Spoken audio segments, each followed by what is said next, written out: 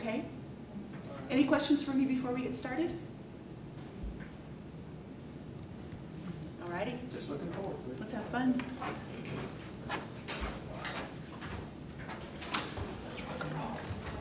Thank you so much for coming in. No, thank you for seeing me. Would you have a seat, please?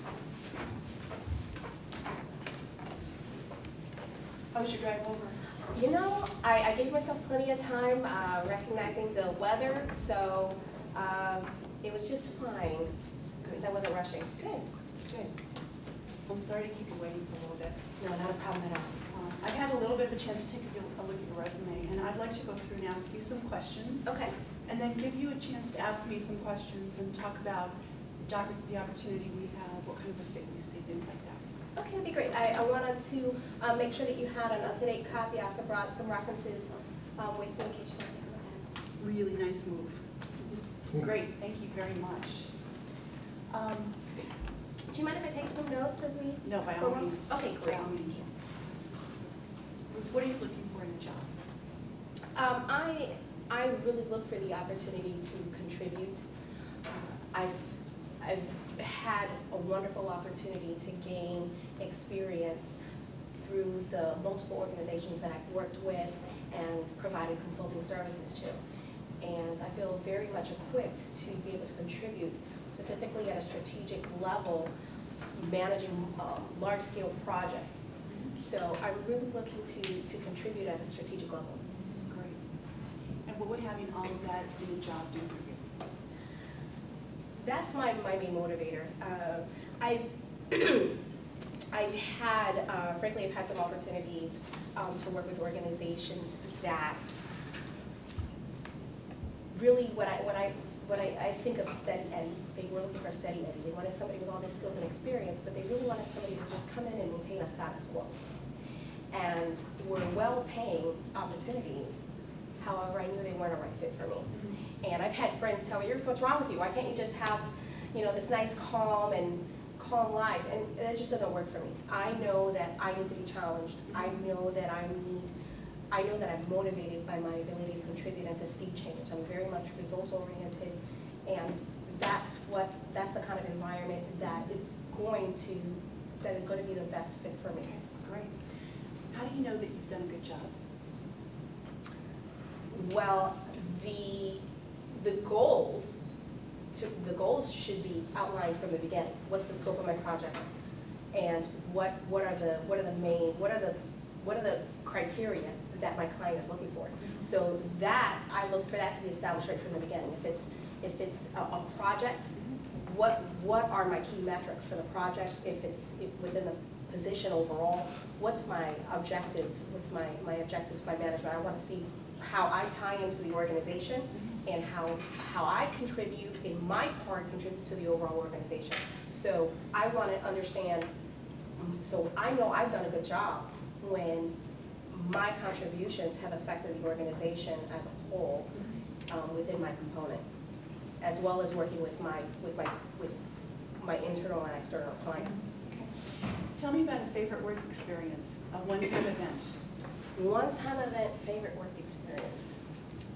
Give me just a second. Let me try and think of what's my favorite. I've had. What's the first one that popped in your mind? Okay. Before your mind started racing through the rest of them. Okay. I had an employee who called me one day, and I didn't know her. She never met me. I never met her. And she called me, and she began just yelling. She was very upset, and she began yelling some allegations of discrimination. And she said something to the context of that her manager was a racist, her district manager was a racist, and I was a racist too because I allowed and condoned the behavior. So I remember having, on the speakerphone, I had her on speakerphone because I brought over the HR representative for that particular district. I was a regional manager, so I happened to have that HR person in the office at the time. I brought them over, and I put her on speakerphone so she could hear. Not really realizing what the lady was going to say, but it was fine with me. And she blasted me. And so I let her vent and get it out, and I apologize that she felt that way. And assured her that I was going to look into her specific allegations.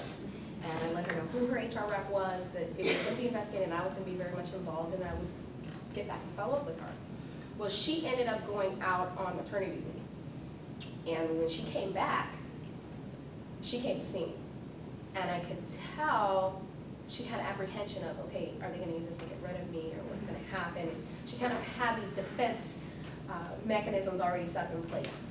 So when she came in, I welcomed her, I asked her how she was and how's the baby, and I brought up, and I said, okay, I remember the last time we spoke, we had this issue, I wanted you to know, here's the investigation. And so I came and I brought in the statistical data to what I look at. So if you say, okay, racial discrimination is occurring, so I'm going to go and I'm going to pull what's the hires, what's the terminations, what's the promotions, let me look at pay, let me look at the variances. So I'll do an EEOC kind of study and look at it.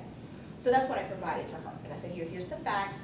The facts are your district manager has hired and fired, you know, without partiality based on gender or race and da-da-da. And so I showed her some of the factual data. She said, and so, okay. And then I got to the root issue of, okay, what is it that you're looking for, and what is it that I can help you? Because that's where all that emerged from, was her being having an extended amount of tenure in the organization and not having that opportunity for growth. So we talked about, what could those barriers be, and could that barrier be possibly be her attitude or her approach? And so we kind of worked through that.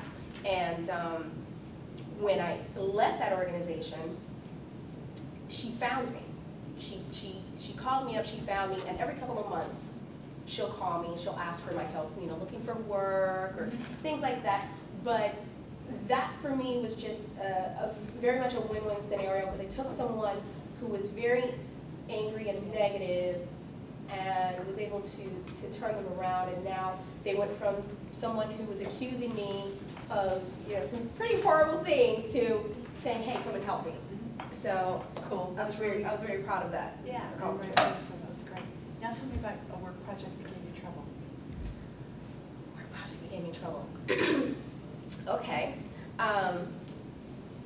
My last project with my former employer, Winn-Dixie, was it was very challenging. When it started out, I was very excited about it, and I was very involved. And the company was going through a restructuring at the time. We were emerging. We had gone into bankruptcy. We were emerging from that. We had a lot of reorganization going on. We had store closures. We had complete structure change in terms of our management. And so I was very much involved with that and designing what that new organization was going to look like, the new job descriptions and the processes and the training and process from beginning to end. And so lots of work, very exciting, very tiring, but I liked it. I'm insane that way. So the difficulty came when I realized that there was a section of that project where I didn't agree with the ethics of the decision.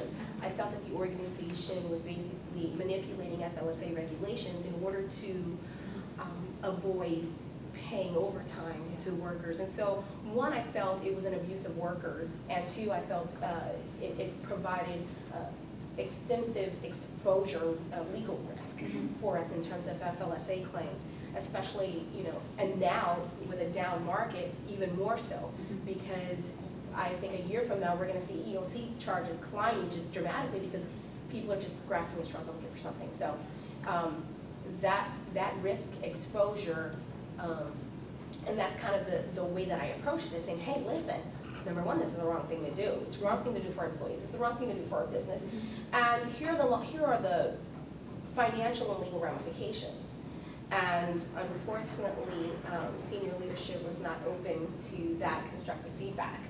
So that is what led to a departure there. And so there was some pretty dramatic personal impact to me from that decision, but overall, the whole experience was very much a learning experience. I did meet a lot of good people there. I did learn some good things, and that's what I want to take away from that. But I would hope that even if I was in that situation all over again today, that I would choose my ethics over my finances every day.